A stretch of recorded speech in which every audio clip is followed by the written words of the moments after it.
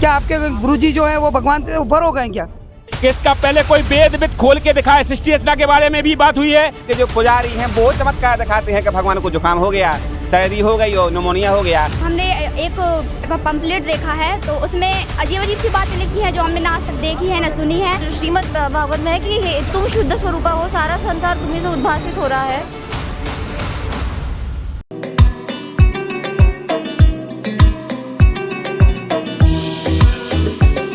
दर्शकों नमस्कार, स्वागत है आपका हमारी एक और वीडियो में। इस वीडियो में हम कुछ ऐसे अनसुलझे सवालों के जवाब जानेंगे जिनको हमारे धर्म गुरु अभी तक नहीं सुलझा सके। दर्शकों वीडियो को अंत तक अवश्य देखें। तो सबसे पहले हम शुरुआत करते हैं जो हमारे हिंदू धर्म के भाई बहन हैं उनका आखिर संत रामपाल जी महाराज जी के विषय में क्या कहना है। नमस्कार सर, क्या नाम है आपका? हमारा वीर सिंह नाम है, वीर सिंह बघेल। अच्छा, आप क्या जानना चाहते हैं संत रामपाल जी महाराज जी के विषय में? जानना चाहते हैं संत रामपाल जी महाराज जी का नाम को आपके पैर छुआना, देवतन को छोड़ना बोलते हैं। क्यों बोलते हैं ऐसा? हम जो इष्ट मानते हैं अपने, मान लो कृष्ण भगवान है, ये तो अपने जन्म से चले आ रहा है। जब से हमारे माता पिता क्या हमारे पुरखा भी थे, जब से मान लो ये अपने भगवान चले आ रहा है, उनको छोड़ने को बोलते हैं। तो देखिए सर, इनका कहना है कि संत रामपाल जी महाराज जो है श्री कृष्ण जी की भक्ति छुड़वाते हैं। तो आखिर इस विषय में आपका क्या कहना है? सबसे पहले आप अपना परिचय दीजिए। मेरा नाम पवन दास है और मैं मध्य प्रदेश के निवाड़ी जिले से हूँ। अच्छा, क्या कहना चाहोगे? इनके क्वेश्चन का जवाब दीजिए आप। इन्होंने जो कहा है कि संत रामपाल जी महाराज कृष्ण भगवान की भक्ति छुड़वाते हैं, तो ये बिल्कुल झूठ बोल रहे हैं। ये समाज में बिल्कुल अफवाह फैली हुई है कि संत रामपाल जी महाराज देवी देवताओं की भक्ति छुड़वाते हैं, जबकि हकीकत यह है कि आज वर्तमान में केवल संत रामपाल जी महाराज ही अपने हिंदू धर्म के जितने भी देवी देवता हैं उनकी सद्भक्ति कराते हैं, सदमंत्र देते हैं, उनके मूल मंत्रों का जाप करने के लिए देते हैं। तो ये बात बिल्कुल झूठ है कि संत रामपाल जी महाराज देवी देवताओं की भक्ति छुड़वाते हैं। हकीकत ये है कि संत रामपाल जी महाराज ही हिंदू धर्म के सभी देवी देवताओं की वास्तविक भक्ति कराते हैं। तो बताइए सर, अब आप लोगों का क्या कहना है? जैसे कि ये बोल रहे हैं कि हमारे मतलब हम देवी देवताओं की भक्ति नहीं छुड़वाते हैं संत रामपाल जी महाराज। अगर देवी देवताओं की भक्ति नहीं छुड़वाते हैं तो संत रामपाल जी महाराज के चेला मंदिरों में क्यों नहीं जाते हैं, मंदिरों से दूर क्यों रहते हैं, बताइए आप। तो देखिए सर, इन्होंने एक और बहुत बड़ा सवाल किया है कि अगर संत रामपाल जी महाराज किसी भी देवी देवता की भक्ति नहीं छुड़वाते हैं तो मंदिर में जाने को क्यों रोकते हैं? इस विषय में आपका क्या कहना है? संत रामपाल जी महाराज मंदिर में जाने के लिए नहीं रोकते हैं, लेकिन संत रामपाल जी महाराज जी ये कहते हैं कि मंदिर में तो जाओ, लेकिन मंदिर में पूजा और भक्ति के भाव से नहीं जाओ कि मंदिर में ही भगवान है, क्योंकि भगवान तो कण कण में व्यापक है, भगवान सर्वत्र है। भगवान कोई पशु नहीं है कि कोई गाय है, कि भैंस है, कि बैल है, कि गधा है। तो पुजारी जी ने खूंटा गाड़ के उते बांध लो, उते भगवान है, बाकी कहीं भगवान नहीं है। ये एक मानसिकता बन गई कि भगवान सिर्फ मंदिर में है, जबकि संत रामपाल जी महाराज जी बताते हैं कि भगवान सर्वत्र व्यापक है। इसलिए संत रामपाल जी महाराज जी कहते हैं कि हमें अगर भगवान से प्राप्त होने वाले लाभ चाहिए तो हमारे सदग्रंथ कहते हैं कि सबसे पहले हमें गुरु बनाना पड़ेगा, फिर जो हमें गुरु भक्ति साधना बताएगा उसको करने से हमें ईश्वरीय लाभ प्राप्त होगा। हमें कहीं भटकने की आवश्यकता नहीं होती है, हमें घर पर ही लाभ होगा, क्योंकि गुरु ऐसा मंत्र बता देता है, उस मंत्र को जाप करने से हमें घर पर ही लाभ होता है। तो मंदिर में जाने की फिर क्या आवश्यकता है, आप बताओ। तो देखिए सर, ने क्या कहना है कि मंदिर में जाने से कोई लाभ नहीं है, इसके लिए गुरु बनाइए आप, और वो जो मंत्र देता है उसका जाप कीजिए, फिर आपको भगवान की प्राप्ति हो जाएगी। अब आप लोग क्या कहना चाहेंगे? इन्होंने कहा कि मंदिरों में भगवान नहीं है, मुझे इसका प्रमाण कहीं आप दिखा सकते हो कि मंदिरों में भगवान नहीं है?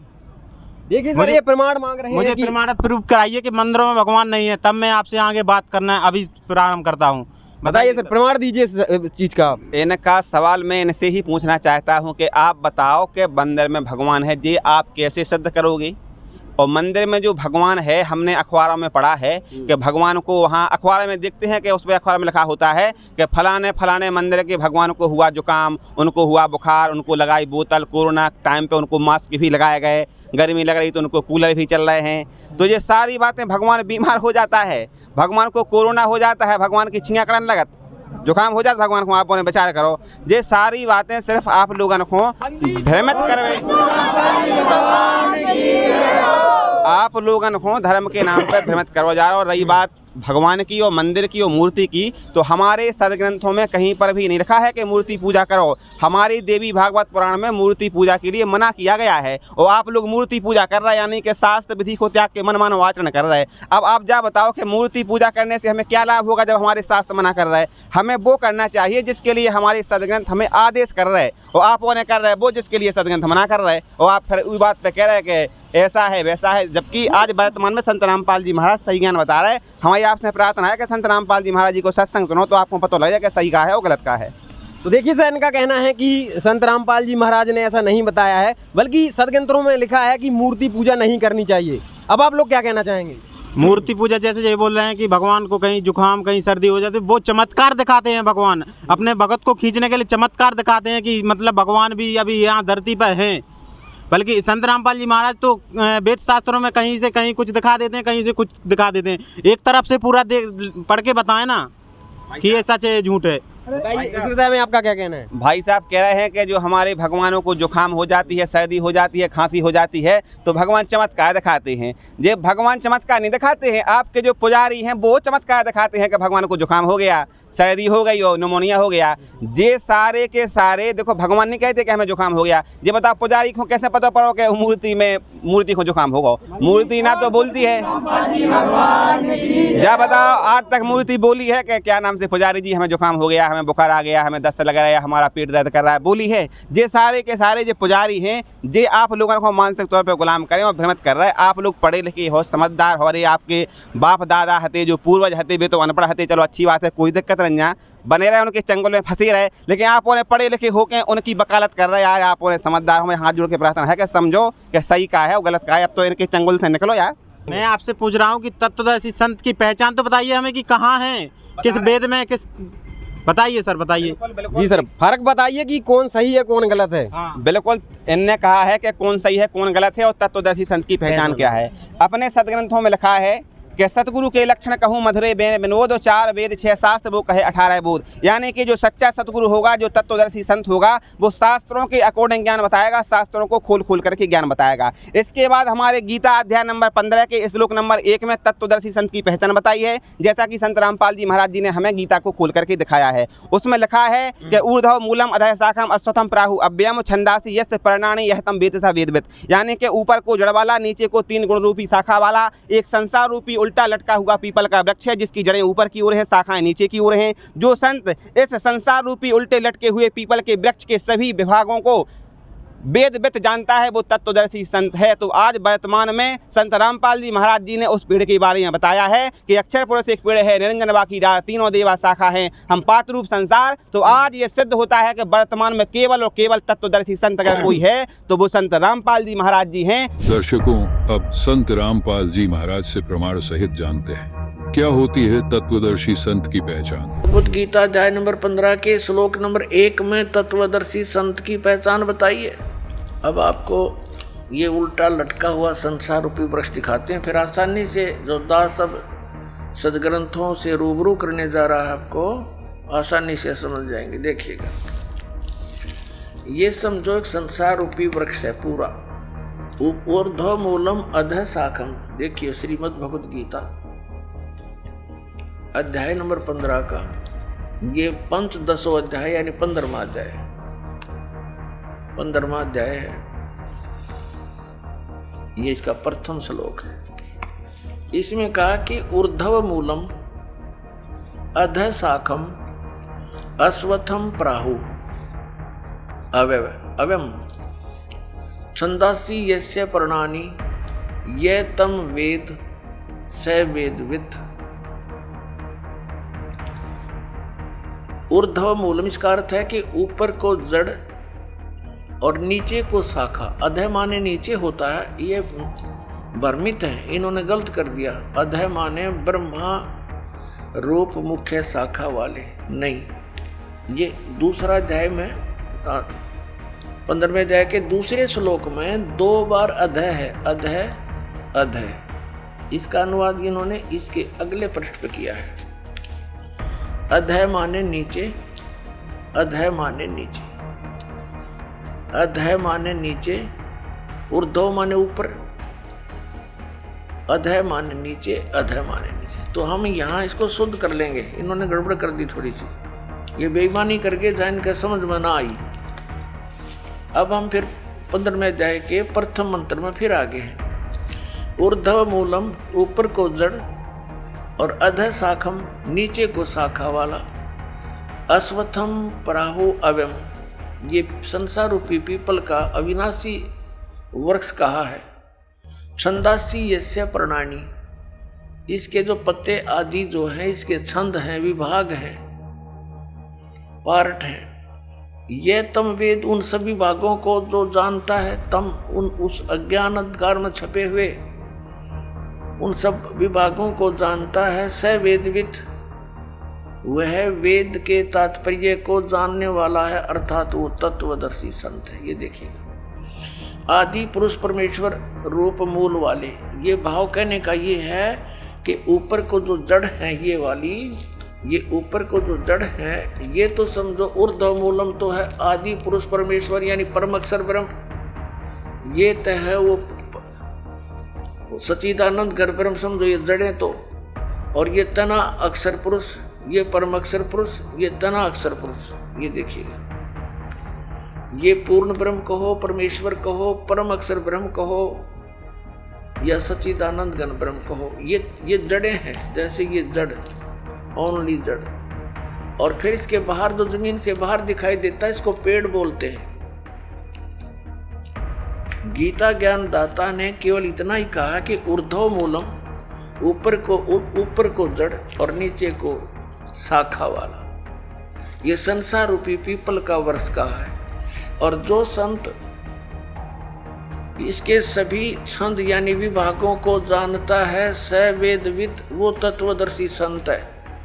परमेश्वर कबीर जी ने 600 वर्ष पहले आकर कहा था, तत्वदर्शी संत की भूमिका बताई थी अपने सच्चिदानंद घन ब्रह्म की वाणी में, अपने मुख कमल से बोलकर। वो ऐसी ही लीला करता है, वेद भी प्रमाण देते। 600 वर्ष पहले लगभग परमात्मा ने बताया था कि अक्षर पुरुष एक पेड़ है जो जमीन से बाहर दिखाई देता, उसको वृक्ष बोलते। अक्षर पुरुष एक वृक्ष है और सरपुरुष वा की डार, जिसको निरंजन भी कहा है, ज्योति निरंजन। और तीनों देवा, रजगुण ब्रह्मा, सतगुण विष्णु, तम गुण शिव जी, तीनों देवा शाखा हैं और पात रूप संसार। अब गीता ज्ञानदाता कहता है कि जो इस संसार रूपी वृक्ष के, जो ऊपर को जड़ नीचे को शाखा वाला उल्टा लटका संसार रूपी वृक्ष है, जो इसके सभी छंद यानी सभी विभागों को बता देगा, वो तत्वदर्शी संत है, वो वेद के तात्पर्य को जानने वाला है। अब देखो, परमात्मा ने बताया, कबीर अक्षर पुरुष एक पेड़ है, निरंजन वा की डार, इसको सर पुरुष भी कहते हैं, ज्योति निरंजन को। और तीनों देवा, रजगुण ब्रह्मा, सतगुण विष्णु, तम गुण शिव जी रूपी शाखा है, ये पात रूप संसार। ये देखिएगा, ये क्योंकि ये जमीन से, ये प्रोक्ष है, पूर्ण परमात्मा तो गुप्त है। जमीन में जैसे जड़ प्रोक्ष होती है, जमीन में जैसे जड़ प्रोक्ष होती है। अब ये तना, ये अक्षर पुरुष है, अक्षर पुरुष एक पेड़ है और सरपुरुष वा की डार, ये मोटी डार। सरपुरुष कहो, ज्योति निरंजन कहो, काल ब्रह्म कहो। और तीनों देवा, रजगुण ब्रह्मा, सतगुण विष्णु, तम गुण शिव जी, ये शाखा है और पात रूप संसार। दर्शकों, अभी आपने संत रामपाल जी महाराज द्वारा पवित्र गीता जी से प्रमाण सहित देखा कि तत्वदर्शी संत की क्या पहचान होती है। आइए अब वीडियो को आगे बढ़ाते हैं। सर, हमारा एक और क्वेश्चन है, हमने उसमें एक क्वेश्चन और देखा था कि धरती पर अवतार आ चुका है, कौन है वो अवतार, कहाँ है और कैसा है, हम कैसे उसकी पहचान कर सकते हैं। अच्छा देखिए, इन्होंने एक और सवाल किया है कि धरती पर अवतार आ चुका है, ऐसा कुछ उस पंपलेट में लिखा था, तो इस विषय में आप लोग क्या कहेंगे? क्या आप संत रामपाल जी महाराज जी को धरती पर वो अवतार बता रहे हैं? जी, संत रामपाल जी महाराज जी ही वो धरती पर अवतार है। जैसे परमेश्वर कबीर साहब ने बोला था, अपने कबीर साहब ने अपनी वाणियों में लिखा था कि वो जो आएगा, जो धरती पे अवतार आएंगे, जैसे भविष्य मालिका पुराण में भी उस अवतार के लिए बताया गया है। जितने भी महान संत हुए, नॉस्ट्रेडमस वगैरह, जितने भी गुरु नानक जी, सबने बताया कि वो अवतार आएगा और कलयुग में पुनः सतयुग स्थापन करेगा। तो वो अवतार कोई नहीं, संत रामपाल जी महाराज जी ही है। क्योंकि आज संत रामपाल जी महाराज जी के बारे में जो कबीर साहब ने 600 वर्ष पूर्व वाणी लिखी थी कि वो आप मान लेना कि सारी बुराइयों को दूर करके, जैसे परमात्मा की वाणी है कि यथा सरितगण आप ही मिले सिंधु में जाए, वैसे ही सब सतनाम का जाप करते करते सब अपने सतलोक को चले जाएंगे। जितनी भी हमारी बहनें हैं जो ये प्रश्न पूछ रही है प्रमाणों के लिए, तो उनसे मेरी हाथ जोड़कर प्रार्थना है कि आप कृपया इस ज्ञान गंगा पुस्तक को पढ़िए। और इस पुस्तक में सारे प्रमाण है संत रामपाल जी महाराज जी ने दिए हुए हैं। और अगर आप इस पुस्तक को ऑनलाइन भी पढ़ना चाहते हैं तो आप इसको संत रामपाल जी महाराज जी ऐप से पढ़ सकते हैं और आप वहाँ से फ्री में ऑर्डर भी कर सकते हैं। आपके घर पे विथ डिलीवरी फ्री ये बुक आएगी। और जो टीवी स्क्रीन के नीचे जो पट्टी चलती है उस पे जो नंबर्स दिए जा रहे हैं, अगर आप उस पर भी अगर आप मिस कॉल लेते हैं तो वो आपसे आपकी डिटेल्स पूछ के फ्री ऑफ कॉस्ट ऑनलाइन आपके घर तक ये पुस्तक पहुँचा देंगे। ओके, हम आपकी बात को एक्सेप्ट करते हैं, आपने प्रमाणों के साथ बताया है तो हम आपकी ये बुक ले लेते हैं। तो आप अब बताइए कि हमें भक्ति किसकी करनी चाहिए, मतलब वो प्रमाण सहित बताइए कि हमें देवी देवताओं की भक्ति करनी चाहिए, कबीर साहब की भक्ति करनी चाहिए, विद प्रमाण सहित बताइए आप। वो भी आपको कौन से मंत्रों का नाम जाप भी करना चाहिए, ये भी हमें प्रमाण शास्त्रों में चाहिए सर। हम मनमानी नहीं मानेंगे, क्योंकि हमारे गुरुजी तो देते हैं ओम तत्सत, एक जिन मंत्र देते हैं, कभी ओम देते हैं तो हम ओम का भी जाप करने लगे। आपके संत तत्वदर्शी संत रामपाल जी महाराज ऐसा कौन सा मंत्र देते हैं जो आप बता रहे हैं कि मोक्ष प्राप्त होगा? ओम तो सर वो लिखा है ना, वेदों में लिखा है, गीता में भी ओम मंत्र लिखा है कि मेरा एक ओम मंत्र है। और मतलब हम ऐसे मनगढ़ंत जो मंत्र है उनको हम नहीं मानेंगे सर, हम शास्त्रों से मानेंगे। बताइए सर, शास्त्रों के आधार पे बताइए आप। बिल्कुल आपने सही कहा है। बहुत दिन हो गए मनमानी चला, अब मनमानी नहीं चलेगी, अब तो वेदों से ही, पुराणों से ही चलेगी। अपने गीता जी के अध्याय 17 के श्लोक नंबर 23 में लिखा है कि हे अर्जुन, पूर्ण परमात्मा की प्राप्ति चाहता है तो ओम तत्सत इति निर्देश, इति निर्देश मैंने आखिरी निर्देश है तेरे लिए। ओम तत्सत इति निर्देश त्रिवेद, 3 प्रकार से जो भक्ति विधि देगा वो तत्वदर्शी संत होगा। उसके द्वारा जो मंत्र जाप देगा, ओम तो ओम सीधा है, तत्व तो सत्य, 2 सांकेतिक हैं, ये तत्वदर्शी संत खोलेगा। उसमें तत्व का मतलब है एक सतनाम बनता है 2 मंत्रों से, ओम से और तत्व से। गुरुजी ने बताया है, उसमें गुरुजी ने खोल के बताया है कि इन 2 मंत्रों के जाप करने से जो गुरुजी बताते हैं कि पूरा गुरु वही कहावे जो 2 अक्षर का भेद बतावे, एक छुड़ावे एक लखावे तो प्राणी निज घर खो जावे। तो अपने घर को जा सकता है जहां से आया है। सतनाम हृदय धरो भयो पाप को नाश, जैसे चिंगारी अग्नि की पड़े पुराने घास। तो वो मंत्र संत रामपाल जी महाराज जी के अलावा विश्व में किसी को पता नहीं है ओम तत्सत का क्या मंत्र है। वो तत्वदर्शी संत रामपाल जी महाराज जी हैं सर। वो राधा स्वामी जी जो संत है वो भी यही बताते हैं, वो भी ओम सोम बताते हैं सर कि वो इनका जाप करो। देखिए जैसे कोई बता दे, आसाराम जी भी यही बताते थे कि ओम का सुमरन करो। मैंने आपको बताया है कि इसका पहले कोई वेद खोल के दिखाए। सृष्टि रचना के बारे में भी बात हुई है, तो सृष्टि रचना में भी बताया है कि वो तत्वदर्शी संत होगा जो संसार रूपी वृक्ष की रचना बताएगा पूरे कि कौन क्या है। आज तक किसी संत ने बताया? आप जिसकी कह रहे हैं उन्हें बताइए, उन्हें सृष्टि रचना बताइए ऐसी। सतगुरु के लक्षण कहूँ मधुरे बैन विनोद, 4 वेद 7 कहे 18 बोध, 4 वेद 6 7 18 पुराण खोल के बताया उन्होंने। बताइए आप हमें। तो बताइए अब आप लोगों का क्या कहना है? सर हमारा ये कहना है कि जो इन्होंने बताया है वो सारे शास्त्रों में मिलना चाहिए। मतलब हम मिलान भी करेंगे पूरा। अगर ये शास्त्रों में सही है तो हम बिल्कुल इस चीज़ को एक्सेप्ट करेंगे, समझेंगे और उसको आगे सोचेंगे क्या। और जो हमारे साथी भाई हैं जो आज जैसे सभी संतों से जुड़े हुए हैं, उनसे भी हम ये बात रखेंगे। अगर हमें प्रमाण सही मिला और आपके तत्वदर्शी संत रामपाल जी महाराज जो ज्ञान दे रहे हैं वो हमें रूबरू वेद शास्त्रों के अनुसार मिला, भक्ति सही मिली, मोक्ष का मार्ग मिला, तो जितने हमारे जो भगत भाई हैं या शिष्य हैं, जैसे कोई भी संत के हो, हम उनसे सभी से वार्ता रखेंगे और उनसे जोड़ने का भी प्रयास करेंगे। ठीक है सर, धन्यवाद सर।